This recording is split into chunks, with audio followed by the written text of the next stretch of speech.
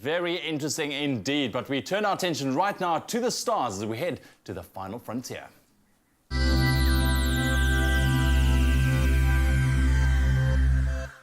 Yes, it's a Friday and it's that time of the week again, so we're turning our heads to the sky to venture into the final frontier. And as always, we are guided by our expert guest, Jono Weltman from the Foundation for Space Development.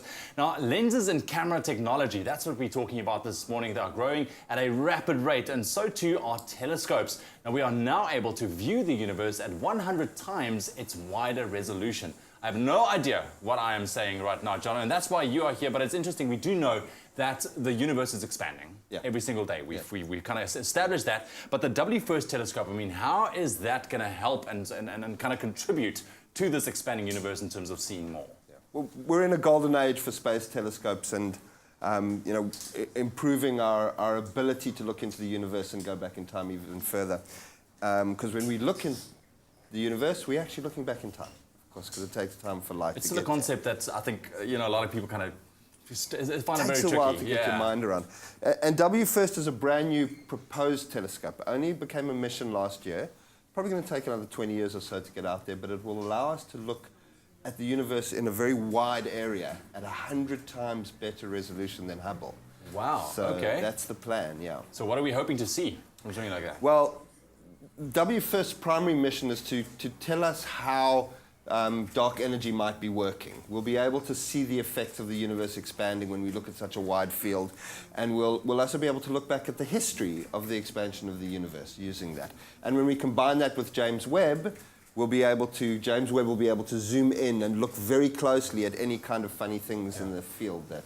Let's talk about the James Webb telescope. Very, very interesting. Launching, next year? Super exciting. Yeah, man. What's the significance of this launch? Well, this is the biggest lens we've ever made. It's 3 times bigger than Hubble, which means that the resolution is exponentially better. And James Webb will allow us to zoom into the very beginning of the universe, the Big Bang, to look at the very first moments of creation and the creation of star systems. And we were all blown away. For the last 27 years, we've been blown away by images coming from Hubble. And James Webb is going to be the next step beyond that in terms of looking way into the distant universe and thus way back to the beginning of time. Wow, well, definitely very exciting times ahead when it comes to the final frontier. But let's talk about the development timeframes when it comes to these kind of telescopes. I mean, it takes years to put something like this. We're talking about the James Webb, the WFIRST, like you said, it's going to take, the next 10, 20 years even? Yeah. James Webb was conceived in 1996, or the concept was in 1996. 21 years later, we're looking at a launch.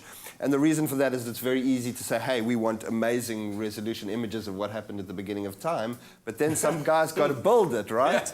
And we've actually had to invent 10 brand new technologies, invented from scratch, just to be able to build James Webb.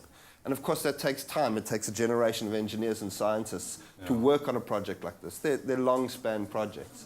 And out of that spin-off is amazing innovations that we'll be able to use in our day-to-day lives. But the long-term goal is to understand the universe better, and ideas are quick. Building is a bit slower. Well, let's hope that we can see something absolutely incredible from the James Webb telescope when it launches next year. I think it's very, very exciting. Jono, thank you very much, man. Great to man, oh man, the universe, what an interesting place.